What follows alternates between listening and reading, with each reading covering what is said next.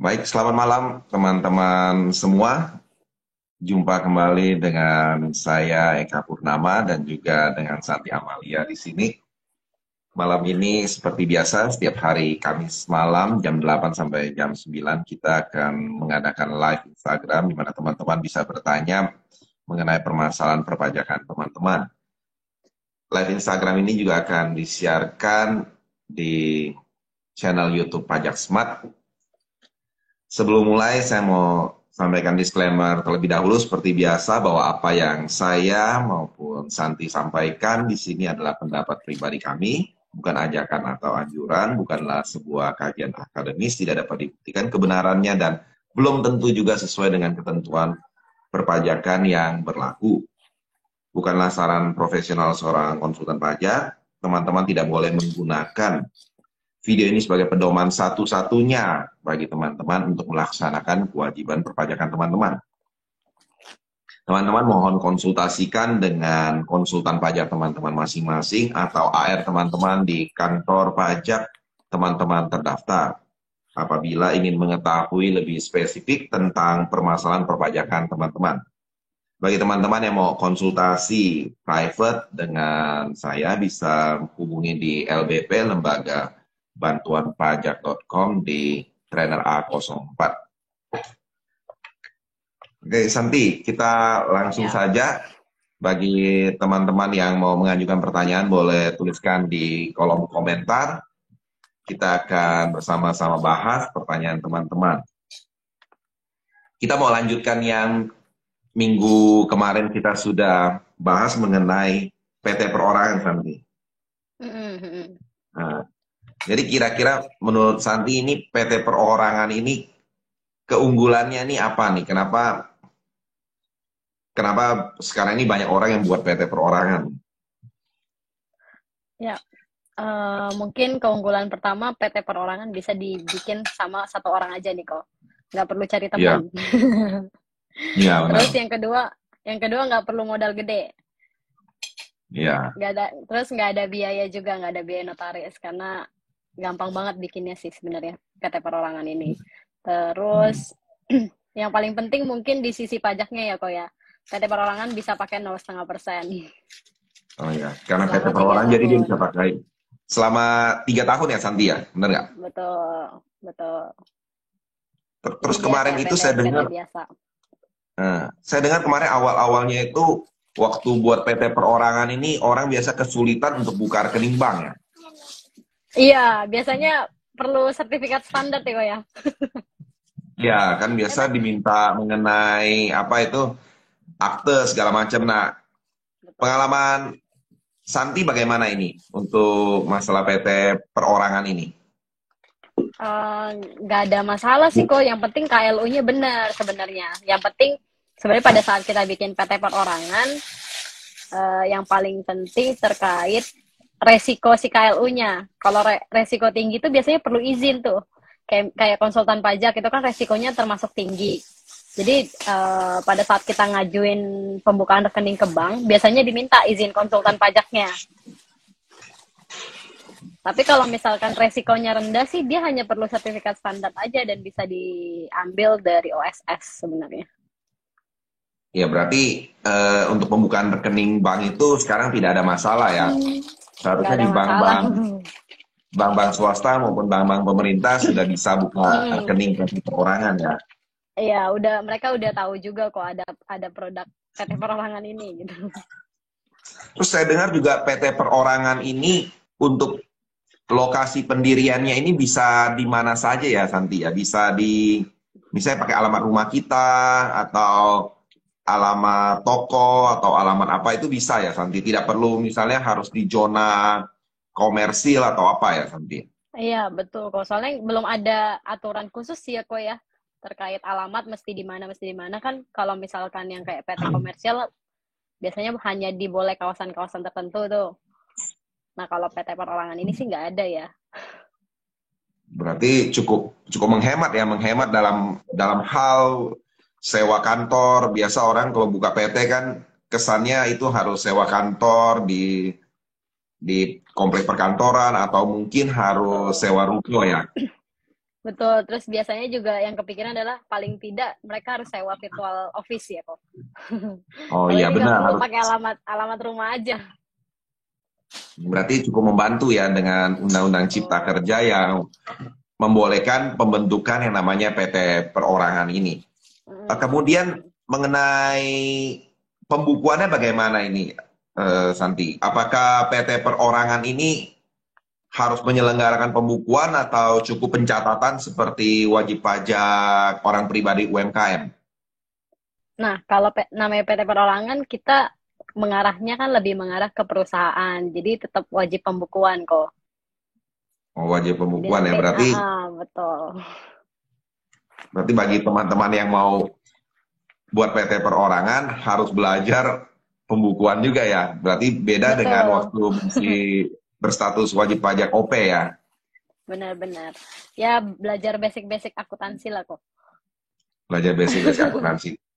Berarti nanti secara pelaporan SPT dan lain-lain PT perorangan itu berarti sama dengan PT yang memakai akte notaris ya, PT normal, PT biasa begitu ya. Betul. Memang yang membedakan PT Perorangan ini dengan PT biasa itu kan di aktanya kok. Kalau PT Perorangan Oh. tidak perlu akta notaris. Nah, dan pendirinya boleh satu orang. Kalau PT yang Betul. bukan PT perorangan Biasa. itu kan minimal harus dua orang ya. Benar-benar. Nah, itu biasanya kesulitan juga Nah, tuh kok. kemudian Nyari orang mengenai kan. ya nyari orang ya walaupun kadang-kadang PT-PT itu pun sebenarnya cuma milik satu orang kan. Benar-benar. Tapi karena ya kewajiban minimal 2 orang itu mereka mesti cari nama temennya tuh biasanya. Terus juga ini mengenai PT perorangan ini, apakah nanti misalnya mereka selama 3 tahun pertama kan memakai tarif 0,5% ya, memakai Mm-mm. 0,5%. Tapi nanti misalnya sesudah 3 tahun itu mereka memakai tarif pajak yang bagaimana ya? Aturan lebih lanjutnya sih nggak ada ya kok yang ngatur tentang PT Perorangan setelah 0,5% 3 tahun habis tuh gimana. Tapi seharusnya sih dia akan tetap menggunakan tarif badan jadinya. Karena kan dia Tarif termasuk badan. dalam perusahaan, iya. Jadi Berarti bayar 25% yang dari net profit. kan berarti masih ada yang pasal 31 itu ya, berarti dia akan pakai Betul. karena omsetnya di bawah 4,8 berarti dia akan pakai yang tarif 11%. Begitu ya. Betul, dapat fasilitas 50%.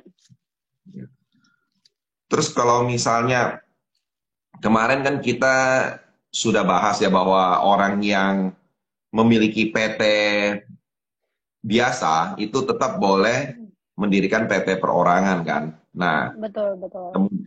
tapi ada batasan ya. Jangka waktunya 1 tahun cuman boleh berapa Satu kali itu kan? kali. Satu saja Cuma ya. bisa satu Berarti kali. setahun cuma boleh dirikan satu PT perorangan ya. Mm-mm. Oke. Cuma satu kali aja. Kemudian untuk PT perorangan ini sebenarnya ini adalah ini ya apa? Mungkin bisa jadi solusi untuk para wajib pajak OP UMKM pada saat nanti tahun 2024 ini berakhir ya. Ini bisa Iya, jadi satu benar. solusi, ya kan? Karena kan Jadi memang tetap kita belum tetap tahu kena. aturannya ya. Betul, betul, betul. Jadi wajib pajak WP UMKM yang OP orang pribadi yang nanti sesudah tahun 2024 masih mau menggunakan tarif 0,5%, mereka bisa dirikan PT perorangan. Seperti Mm-mm, begitu ya benar, nanti ya. betul. Selama omset dia masih di bawah 4,8 M per tahun ya kok ya. Iya, selama masih di bawah 4,8 ya. Terus kalau misalnya PT perorangan ini, saya pernah baca juga kalau PT perorangan ini mau berubah menjadi PT biasa itu bisa ya, bisa tapi harus membuat akte ke Akta notaris notaris. ya. Betul, Dan kalau dengan demikian pada saat dia membuat akte ke notaris berarti dia harus tambah pemegang saham yang lain ya. betul. Tambah pemegang saham. Tambah pemegang saham dan dia udah ya berarti udah bukan PT perorangan ya kalau udah begitu ya. Iya, udah jadi PT biasa. Jadi PT biasa ya. Oke, mungkin Kalau kok Eka bagi banyak nih, teman-teman banyak. yang ada pertanyaan boleh tuliskan di kolom komentar. Mungkin kita lanjutkan pembahasan kita yang minggu lalu. Sepertinya ada yang bertanya tentang rasio dari debt dan equity ya. Rasio dari debt equity ya. Nah, Yang 4:1 ya kok ya. ya 4:1 dan di kemarin ada yang bertanya juga itu kalau dia ada hutang kepada supplier tapi tidak ada bunga, itu apakah termasuk dalam perhitungan debt equity? Kalau kita baca peraturannya kan sebenarnya yang masuk dalam perhitungan debt equity ratio, debt-nya ini harus debt yang ada beban bunganya, begitu kan ya Santi? Betul. Ya, jadi harus ada beban bunganya. Kemudian juga saya pernah baca itu dalam hal wajib pajak itu punya hutang kepada pihak yang punya hubungan istimewa dan itu merupakan pinjaman tanpa bunga. Pinjaman tanpa bunga itu bukan masuk ke dalam perhitungan hutang, malah itu masuk ke dalam perhitungan ekuitas. Jadi itu saya ada sempat. Jadi sebenarnya menurut saya debt equity ratio ini adalah cara dari Dirjen Pajak supaya orang tetap memperhatikan tidak boleh lebih dari 4:1 ya. Iya, Supaya betul sih. orang tidak cuman pinjam uang untuk membesarkan Biaya beban bunga. bunga di SPP-nya. Betul. Betul. Berarti kalau dia lebih dari 4:1 itu misalnya contoh dia perbandingan 5:1 berarti nanti biaya beban bunganya itu harus dikoreksi fiskal ya nanti. Betul, dikoreksi positif. Nah, terus kalau kita lihat itu contoh misalnya ada yang misalnya kalau kita mempunyai hutang pinjaman di bank, kemudian kita juga mempunyai deposito, itu kita biasa juga akan kena koreksi ya. Betul. Ya kan kita koreksi berarti bagi teman-teman sekalian yang punya pinjaman di bank mungkin perbandingan debt equity ratio-nya sudah benar 4,1 uangnya jangan didepositokan atau perusahaan itu kalau sudah punya pinjaman jangan punya deposito kira-kira begitu ya karena nanti Betul, kena betul. koreksi ya anggap uangnya Karena dipinjam untuk deposito ya gimana Santi? betul. Jadi orang pajak pinter bacanya kok. Kok ini perusahaan ngutang tapi punya deposito gitu. Berarti kan dia ngutang hanya untuk memasukkan uang itu ke deposito dan memanfaatkan biaya bunga tadi. Terus juga ada satu yang harus diperhatikan oleh teman-teman juga yaitu bahwa ekuitas atau modal perusahaan itu tidak boleh nihil atau minus ya. Tidak boleh nihil atau Betul. minus. Ya kan? Jadi dia kalau pinjam dia punya modal nggak boleh minus. Kalau dia ada minus ya dia nggak boleh membiayakan hal tersebut ya. Betul. Nah, saya ada pernah baca itu bahwa ada 3 jenis utang yang dianggap bukan utang nih. 3 jenis utang yang dianggap bukan utang dalam perhitungan debt equity ratio. Gimana tuh? Nah, itu, nah, contohnya adalah ini. Kalau misalnya pinjaman yang kita pinjam itu tidak dapat dibuktikan kebenarannya. Cuman ada catatan tapi nggak ada cash flow-nya. Nah, itu nggak bisa itu. Kan kadang-kadang banyak yang seperti ini ya, yang seperti orang ada catatan ada utang, tapi uangnya nggak pernah masuk gitu kan. Tidak ada Nah, dana masuk atas hutang itu gitu ya kok ya. betul, tidak ada dana masuk atas utang tersebut. Saya juga, nah, kemudian kalau kita lihat lagi itu utang yang digunakan untuk kegiatan usaha yang menghasilkan penghasilan yang dikenakan PPh final. Jadi, Betul. nah itu juga nggak bisa itu. Jadi kadang-kadang kan ada perusahaan yang dia punya dua jenis penghasilan nih. Ada penghasilan yang kena PPh final, ada penghasilan yang kena PPh yang non final. Nah ini kalau dia perusahaannya dikenakan yang PPh final, maka dia nggak bisa ada biaya-biaya yang membiayakan ini, ya utang ini. Terus kemudian ada juga pertanyaan nih kok, kalau ya, misalkan tadi kan perusahaan itu pasti ada yang penghasilannya final dan non final. Bagaimana kalau misalkan pinjaman yang tadi kita pinjam misal dari bank, itu kita untuk membiayakan dua penghasilan ini, berarti diproporsional gitu ya kok ya? ya kalau bisa dibuktikan, ya kita bisa seharusnya secara logika kan kalau kita bisa buktikan ya kita bisa biayakan sesuai dengan kenyataan sebenarnya ya.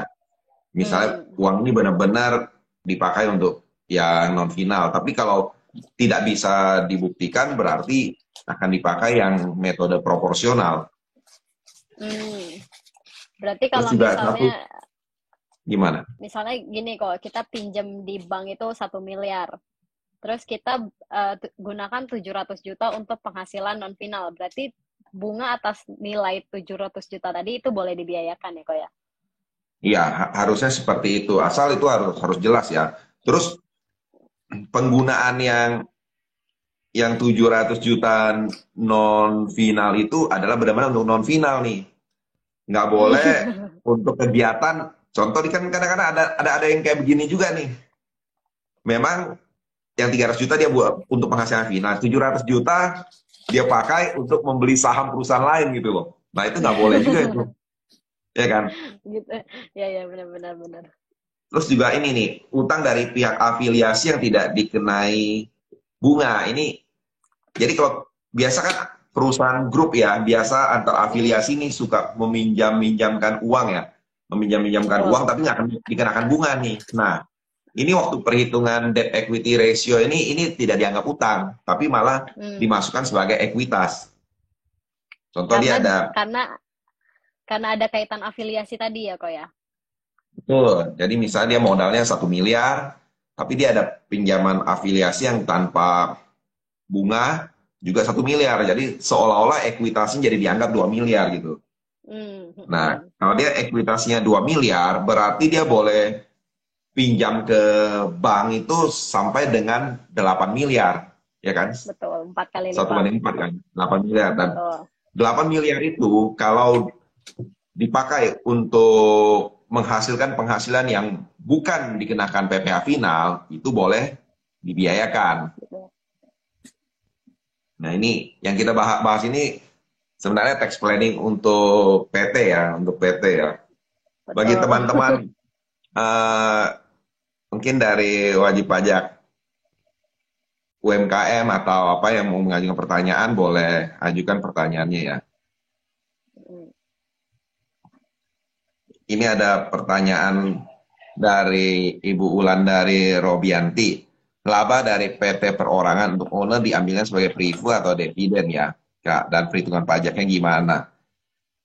Sampai sekarang belum ada aturannya ya, Santi ya? Belum jelas sih ya. Cuma belum jelas ya. Gimana nih? Gimana menurut Ko Eka nih?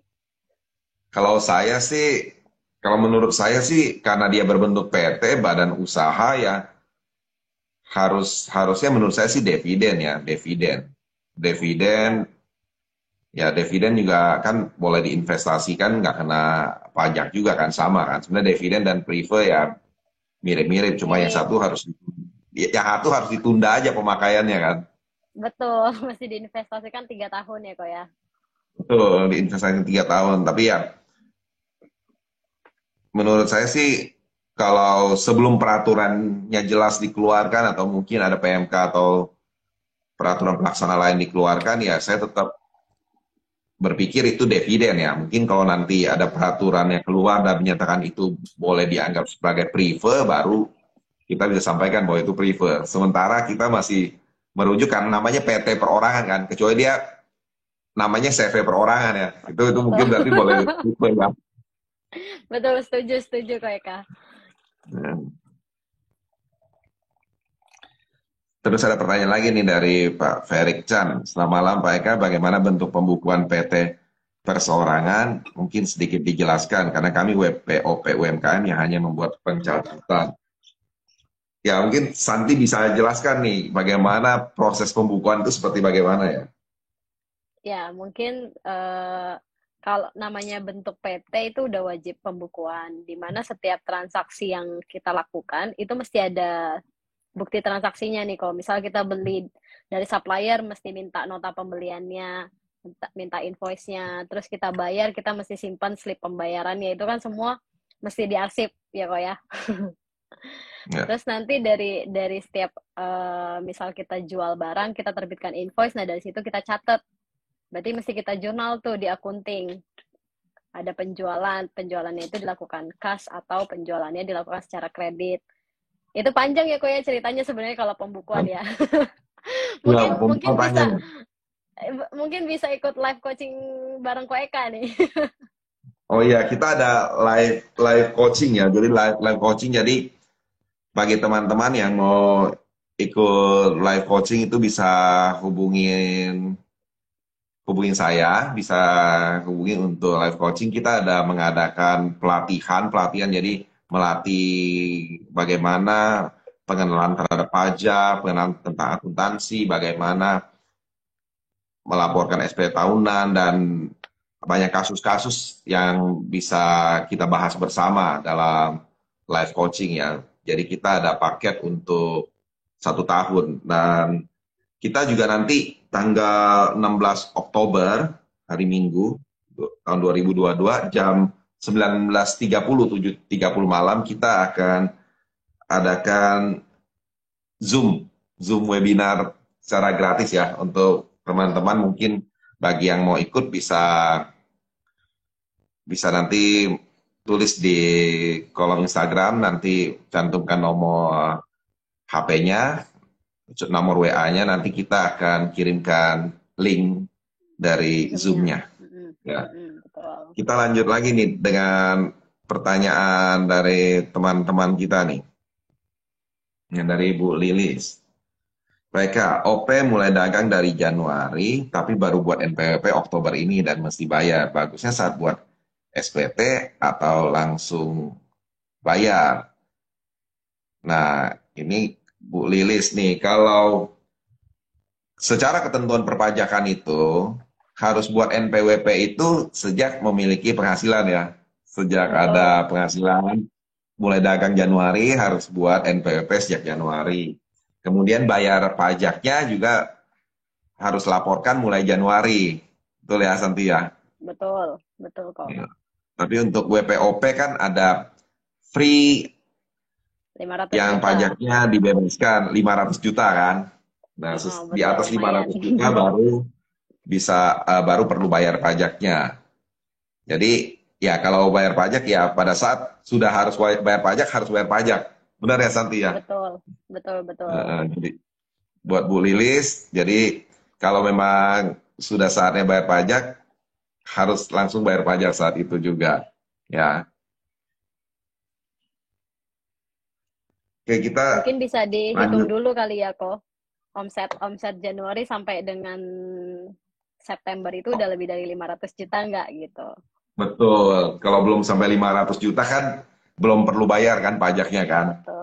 Karena Nggak kalau perlu setor. kalau bayar pajaknya terlambat, kalau untuk WPOP kan berarti dendanya lumayan ya. Misalnya dia baru bayar sekarang nih, Januarinya berarti terlambat, Februari terlambat, Maret terlambat kan. Betul. 1 bulan 100.000 kan. 1 bulan 100.000, kalau dia terlambat sampai yang bulan Agustus berarti sudah 800.000 plus denda bunga atas nilai yang dibayar kan. Jadi lumayan banyak juga ya dendanya ya. Iya benar. Jadi jadi Bu Lilis perlu dihitung dulu tuh Bu, berapa omsetnya Januari sampai dengan September. Ya, ya mungkin Bu, ya Bu Lilis mungkin bisa konsultasikan dengan AR atau dengan konsultan pajak, atau dengan kami bisa hubungi di LBP, Lembaga Bantuan Pajak ya, www.lembagabantuanpajak.com. Nah, bisa banyak trainer di sana, kalau dengan saya di trainer A04 ya. Supaya kita tidak salah jawab nih, ya kan? Betul, betul. Dan salah jawab Karena kan itu harus kita cuma tahu kondisinya begini aja gitu ya kok ya. Mesti lihat lebih betul, kita harus detail. lebih detail. Nah, dari ada yang bertanya lagi nih. Dari Yai ya bertanya, kalau CV perpajakannya gimana Kak? Ya kalau CV bagaimana Santi CV perpajakannya? Sebenarnya CV, PT, semua semua yang badan usaha itu sama sih ya kok ya. Cuma Hmm. beda di jenis, mungkin kalau dari penarikan dana oleh pemilik itu beda antara prive dan dividen. Tapi kalau pajaknya mah sama, kewajiban potong pungut transaksi dengan lawan transaksi juga sama gitu. Nggak ada yang berbeda. Oh iya benar Paling ya yang itu tadi. berbeda, paling yang berbeda hanya yang di 0,5% ya kalau ada 3 tahun dan 4 tahun Oh di iya CV. benar kalau CV 4 tahun, PT 3 tahun ya. Terus juga berarti tadi kita harus sampaikan juga nih untuk PT perorangan juga ada kewajiban memotong ya. Betul, Nah ada kewajiban memotong nih. Kalau WPOP kan biasanya nggak pernah motong kan, nggak pernah motong PPh betul, kan. Kecuali PPh betul. 21, PP 21 kan WPOP boleh. Kalau dia ada karyawan kan dia tetap harus lapor SPT PP 21. Tapi kalau udah WP badan, dia kan harus potong PP 21, 23 dan lain-lain kan. Betul. Nah, dan harus lapor tiap bulan ya. Kalau ada yang dipotong kan, kalau tidak kena denda lagi kan. Betul, 100.000 ya kok. Iya, 100 ribu untuk setiap jenis pajak ya. Betul. Setiap jenis pajak 100 ribu. Lumayan itu kalau pajaknya, jenis pajaknya banyak kan. Kalau CV perpajakannya, ya kalau perpajakan harusnya sama ya. Cuman kalau di CV kan seorang pemilik si sepersero itu tidak boleh mendapatkan gaji kan. Dia tidak boleh mendapat gaji Betul. kan. Nah, kalau Betul. di PT boleh. Boleh. Boleh. Nah, Karena mungkin sifatnya CV itu kan sama ya kok ya. Maksudnya kalau ditarik sama pemiliknya berarti dianggap prive bukan gaji. betul ya dianggap prive betul. Kemarin juga kita ada yang kasus juga ya nanti ya yang mereka tarik prive prive dari CV tapi waktu pencatatan antara penarikan prive di CV dengan pelaporan DOP-nya SPT OP orang pribadinya beda itu. Nah nggak ini klop ya kok ya.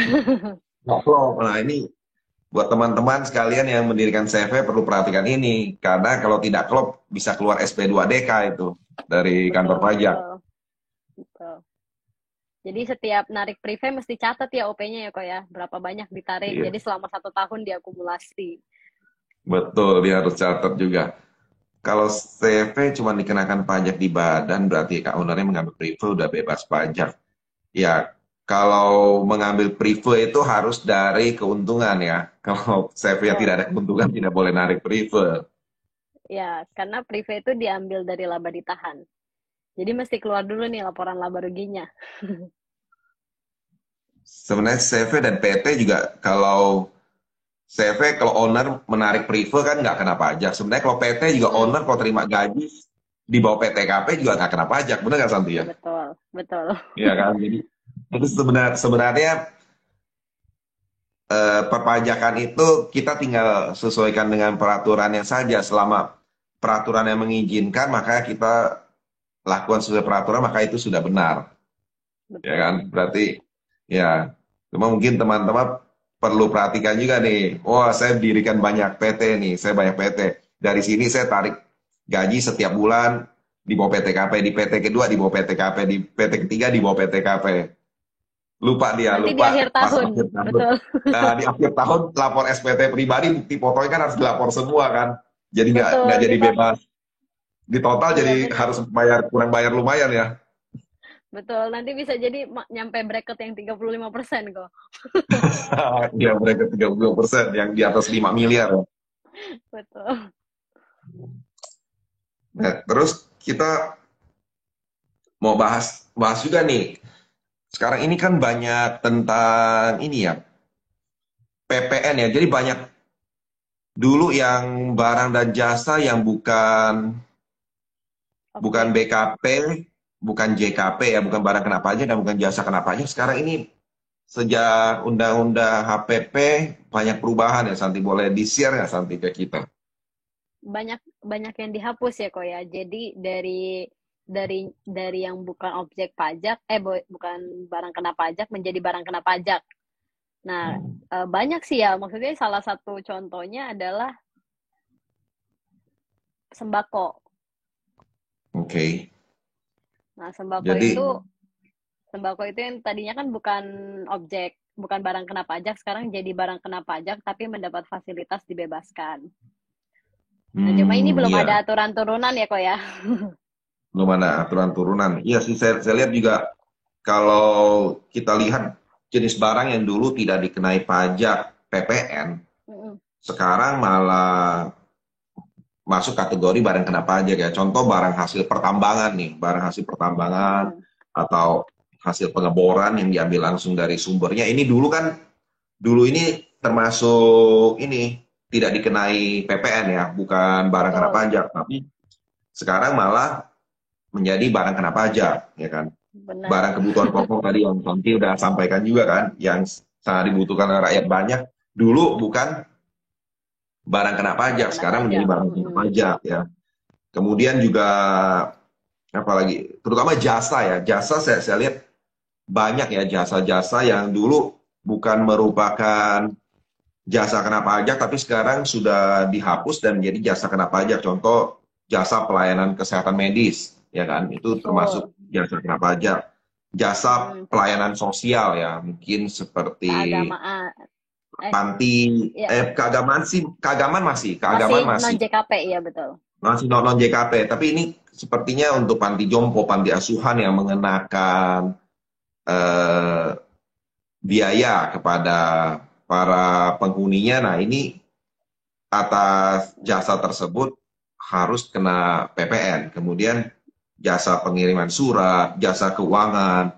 Makanya sekarang ini jasa keuangan terutama ya. Kalau dulu kan bank kan tidak ada Bukan PKP PPN-nya ya ya. kok. Transaksi Betul. transaksi bank segala macam kan. Tapi sekarang kan kita Benar kalau benar. misalnya iya biaya apa ada PPN-nya, biaya apa ada PPN-nya gitu kan. Benar. Kemudian jasa asuransi, ya kan. Jasa asuransi sekarang Betul. juga masuk yang kena PPN kan. Pajak. Makanya kayak Betul. misalnya sekarang komisi agen asuransi itu kan kena PPN kan.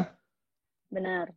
Nah, ini juga para agen asuransi perlu hati-hati nih, ya kan. Terutama kan agen Benar. asuransi ini banyak yang double job ya. Double job dia selain jadi agen asuransi dia juga mungkin ada penghasilan lain dari berdagang gitu kan.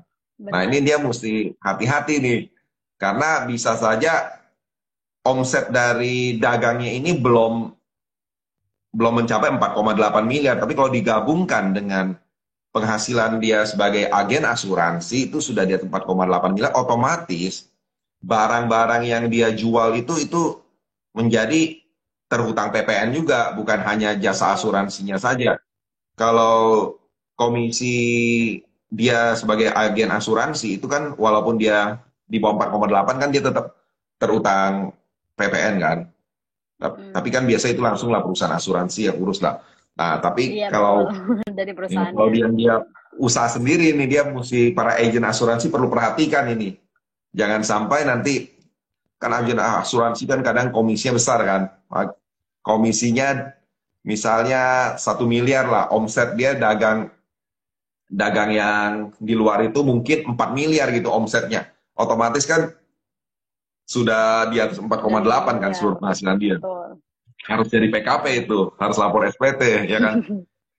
Ya kan? Betul. SPT PP itu sanksinya lumayan ya Santi ya. Terlambat Betul. terlambat Terlambat bayar itu 500 ya ribu.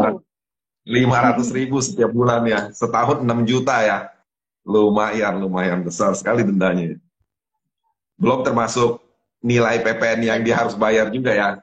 11% Betul. ya. Nah, Belum kemudian denda yang per juga tadi, bulannya kok.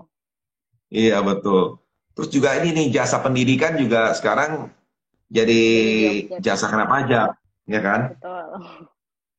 jasa tenaga kerja, jasa perhotelan,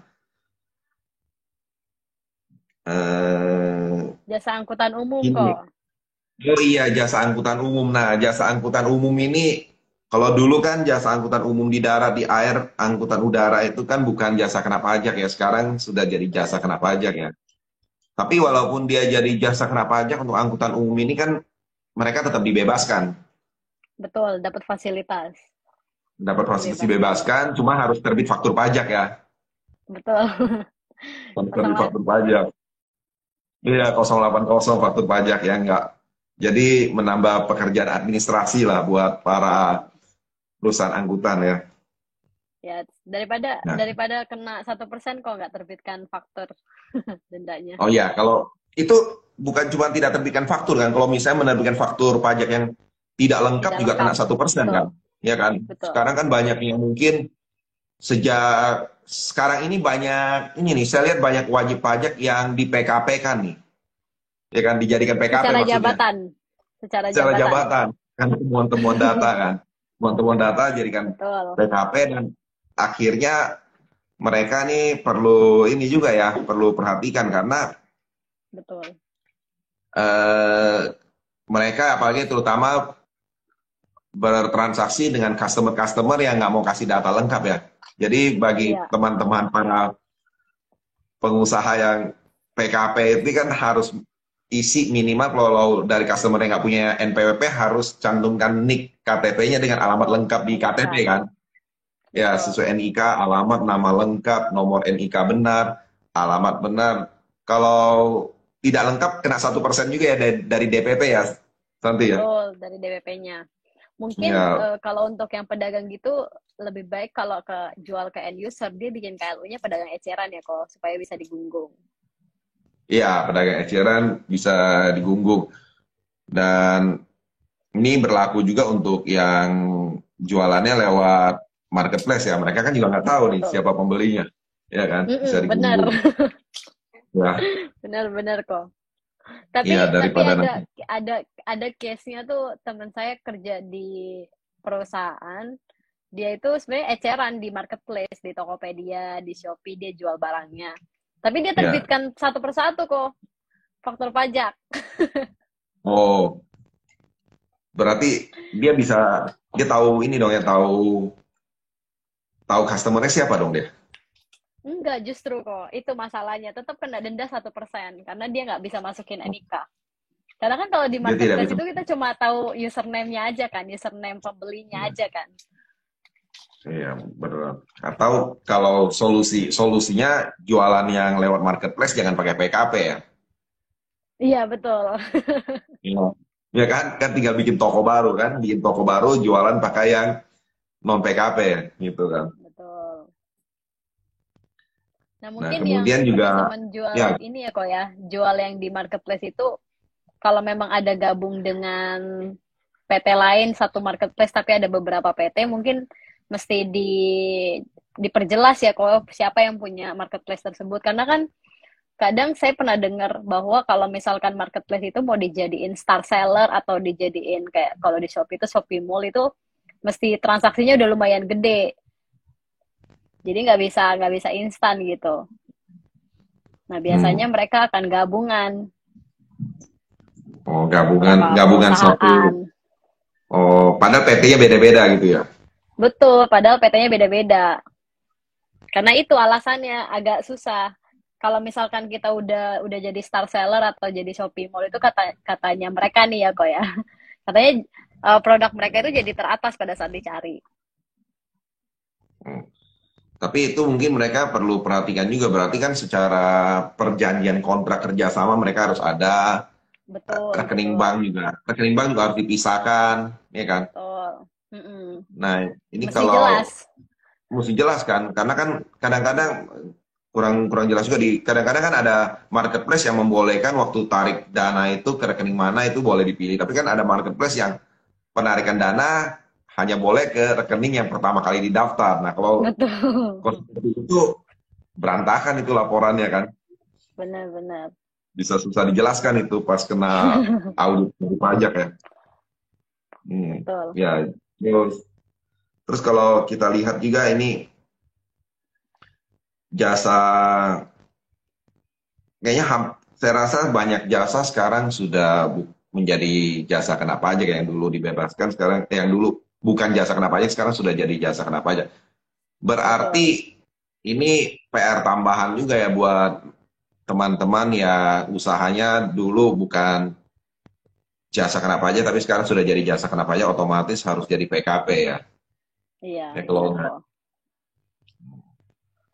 Terus juga kalau nanti lihat ini dengan adanya penghapusan yang dulu bukan jasa kena pajak sekarang menjadi jasa kena pajak maupun menjadi barang kena pajak, ini implikasinya gimana nih? Berarti kan sekarang faktur pajak juga menjadi banyak dan kalau saya lihat kemarin itu teman-teman yang contoh yang jualannya dulu dia mungkin kayak misalnya perusahaan-perusahaan tracking gitu kan. Dulu kan dia nggak Mm-mm. usah terbitkan faktur pajak gitu kan.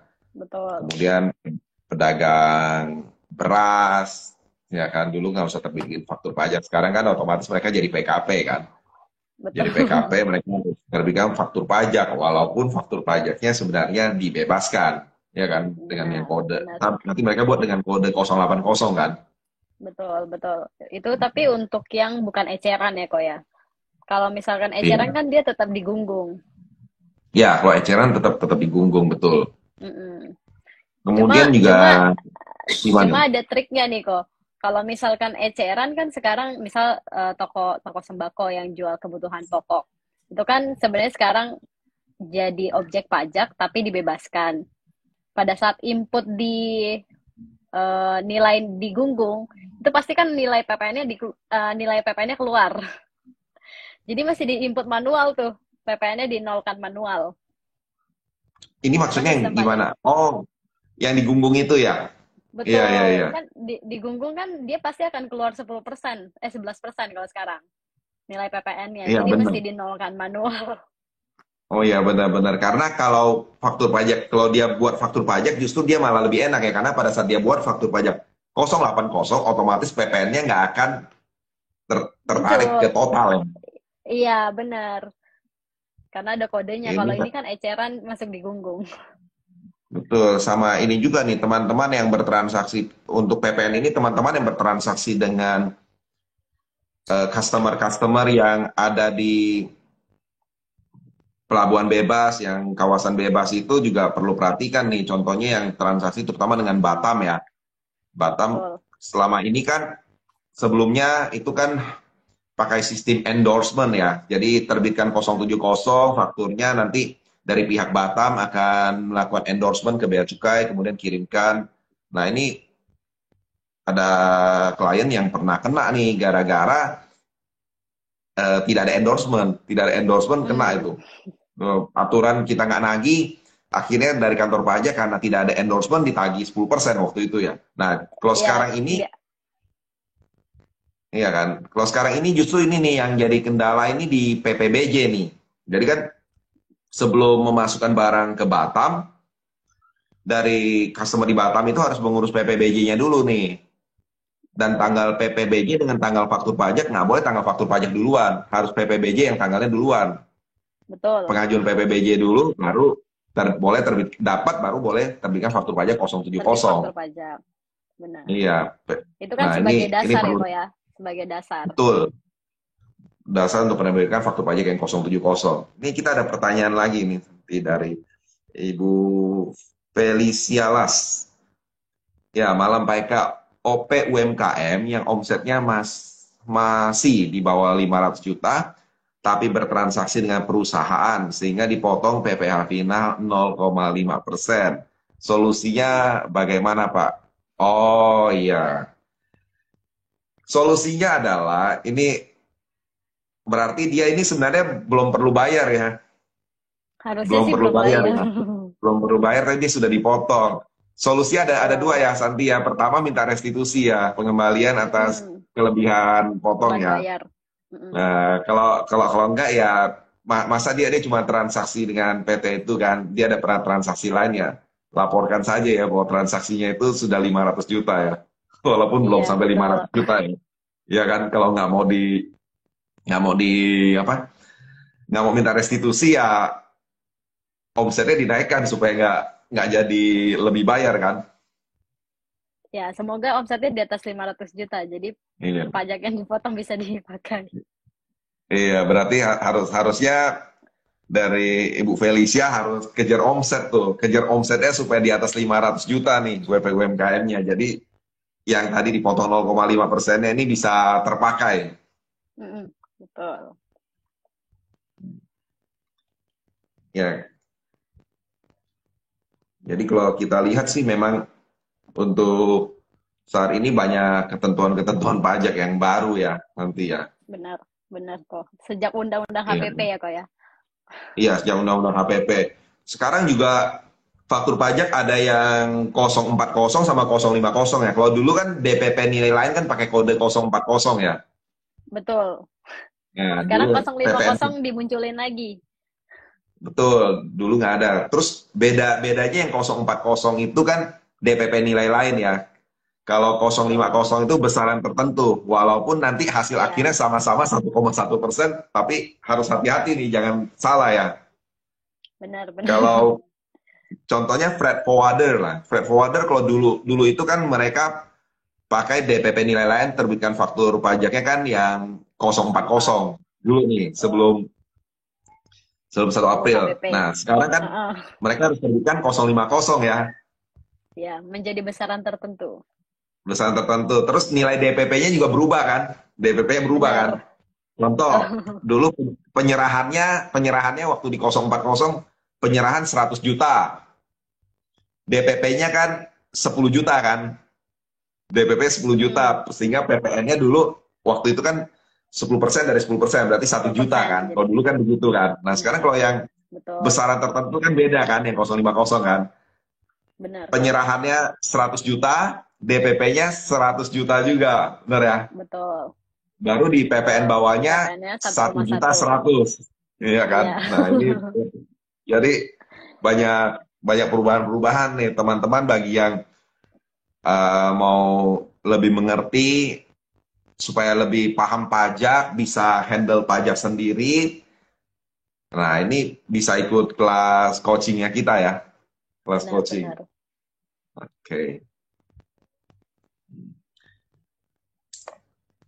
Ya, bagi teman-teman yang ada pertanyaan boleh cantumkan di kolom komentar. Sebenarnya kita juga masih ada waktu, kita mau bahas juga nih tentang ini ya, rekonsiliasi atau Betul. mungkin CSR juga kita sebenarnya banyak. Kalau rekonsiliasi bagaimana nih? Waktu kita buat SPT nih, biasa kan buat SPT badan kan biasa ada koreksi-koreksi fiskal segala macam. Itu kira-kira nih koreksi-koreksi itu apa aja ya? Yang biasa sebenarnya kalau misalkan bahasa akuntansi itu kan ada beda temporer sama beda permanen tuh kok. Oh ya, Beda permanen temporary. itu biasanya beda permanen itu terkait dengan penghasilan final. Contohnya mungkin pendapatan jasa giro ya kok ya. Itu kan dari bank Hmm. itu udah dipotong pajak final. Jadi itu termasuk sebagai koreksi fiskal tapi yang sifatnya permanen. Nah, kalau Hmm. misalkan yang sifatnya temporer itu biasanya terkait dengan penyusutan yang paling Ya, banyak. penyusutan.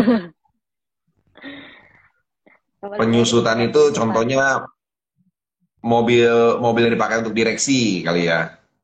Itu kan Betul. pasti beda kan antara fiskal dengan non fiskalnya kan penyusutannya. Mm-mm. Mm-mm. Tapi kalau Biasanya gimana biasanya tuh?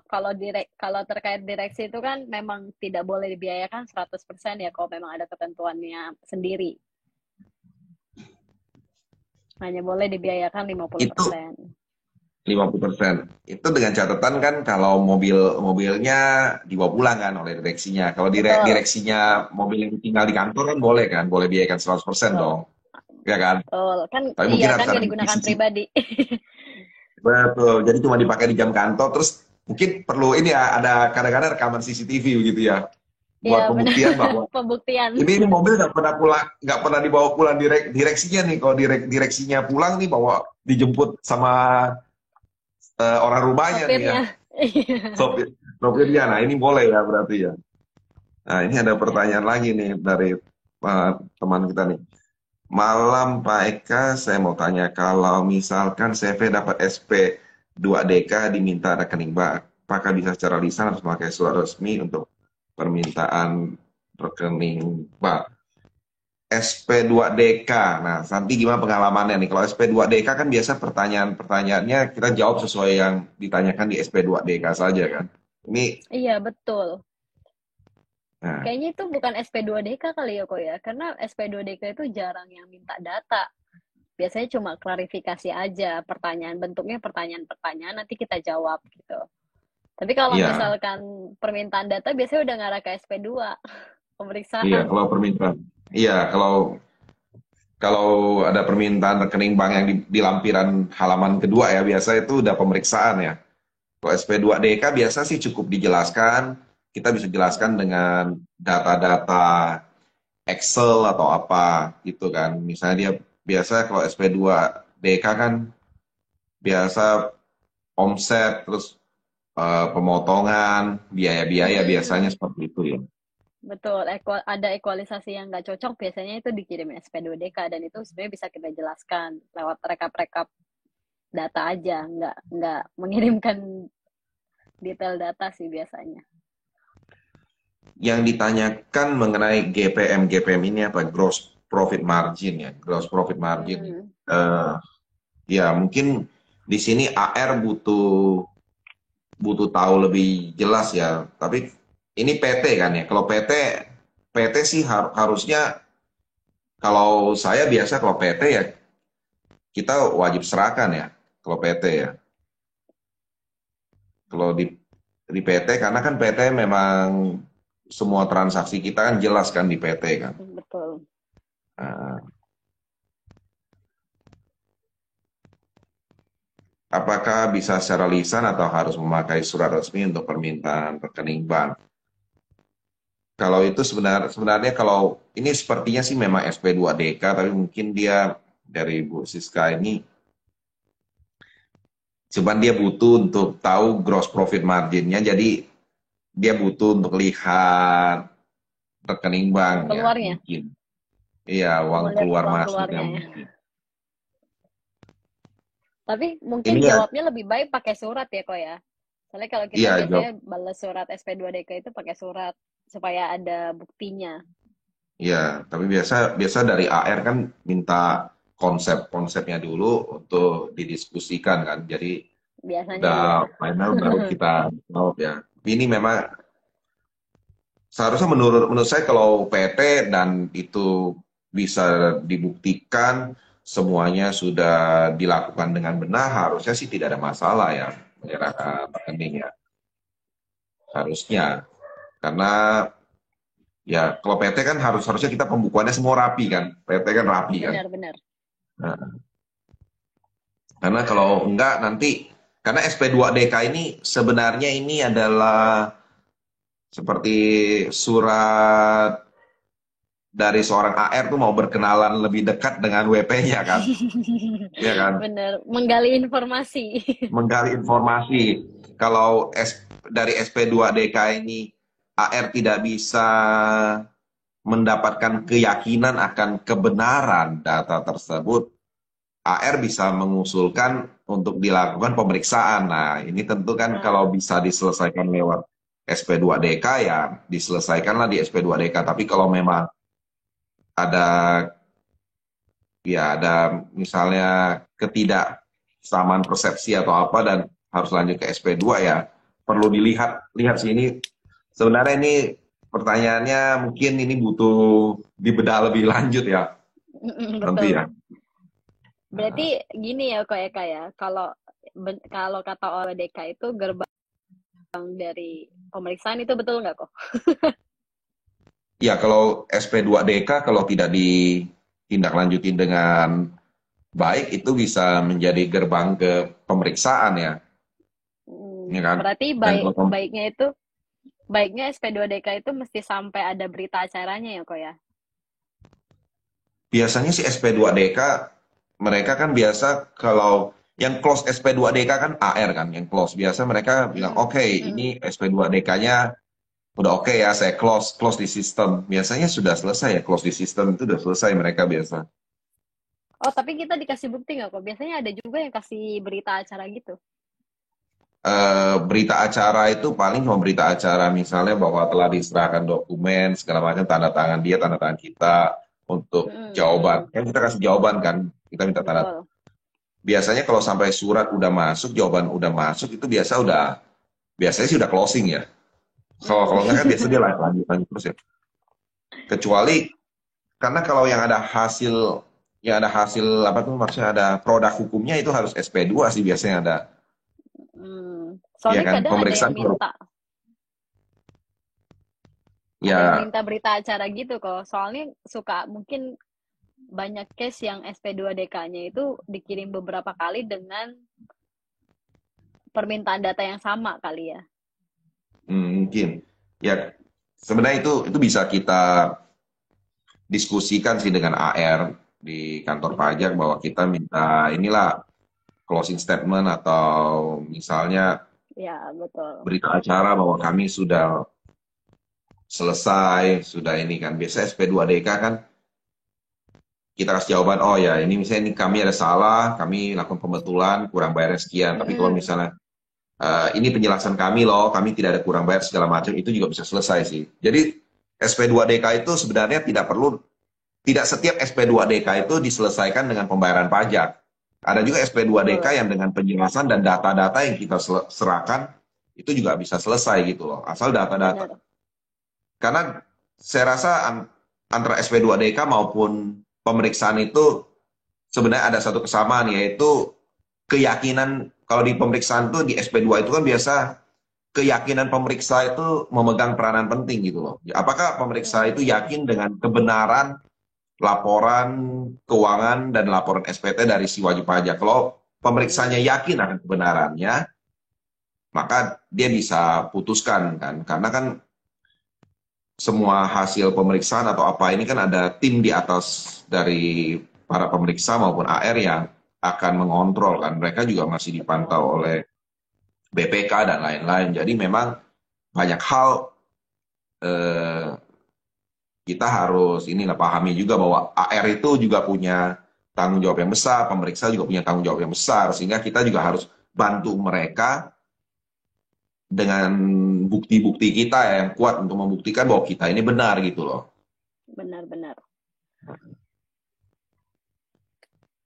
Nah, terus juga kalau misalnya saya pernah beberapa kali itu ada SP2DK juga diselesaikan dengan penjelasan dengan jawaban tertulis selesai ya. Cuma kadang-kadang kan Iya, benar. biasa dari ya kan. Cuma kadang-kadang kan sebenarnya dari kitanya dari wajib pajak juga kadang-kadang juga eh, tidak mau memberikan data yang diminta, ya kan? Ya, Data yang nggak diminta. kooperatif. Iya, jadi kadang-kadang memang tidak perlu semua data kita berikan, tapi data yang berhubungan itu harus kita berikan gitu loh, data yang berhubungan. Karena kan kalau kita tidak kasih data ya dia nggak bisa tentukan juga nih kebenarannya sampai di Betul. mana kan. Iya. Benar-benar kok. Mereka juga si pemeriksa juga perlu ngolah data kita ya kok ya. Betul. Sekarang sekarang kan pemeriksa juga sekarang sih perlu teman-teman ketahui juga bahwa sekarang ini pemeriksaan pemeriksaan maupun data di kantor pajak itu sudah sangat lengkap ya. Jadi memang banyak hal yang mungkin kita berpikir itu kok kantor pajak bisa tahu gitu loh. Ya memang dia punya data, punya akses data ke sana gitu kan. Jadi ya Benar. wajib pajak perlu antisipasi hal ini. Banyak hal yang memang di era keterbukaan digital ini, banyak hal yang kita tidak bisa sembunyikan lagi. Jadi, jujur itu lebih baik. Benar ya, Santi ya? Betul. Iya. Baik, Santi. Kayaknya waktunya juga sudah 1 jam kita Nggak berasa ya kok berbincang-bincang. ya. Terima kasih untuk Santi yang sudah hadir malam hari ini dan juga untuk teman-teman yang sudah mengikuti acara diskusi di live Instagram ini. Jadi live Instagram ini akan diadakan setiap hari Kamis jam 8 sampai jam 9 malam. Dan bagi teman-teman yang mau ikut dalam Zoom seminar kita, kita akan adakan di tanggal 16 Oktober ya, hari Minggu Oktober, jam betul. jam 7.30 malam.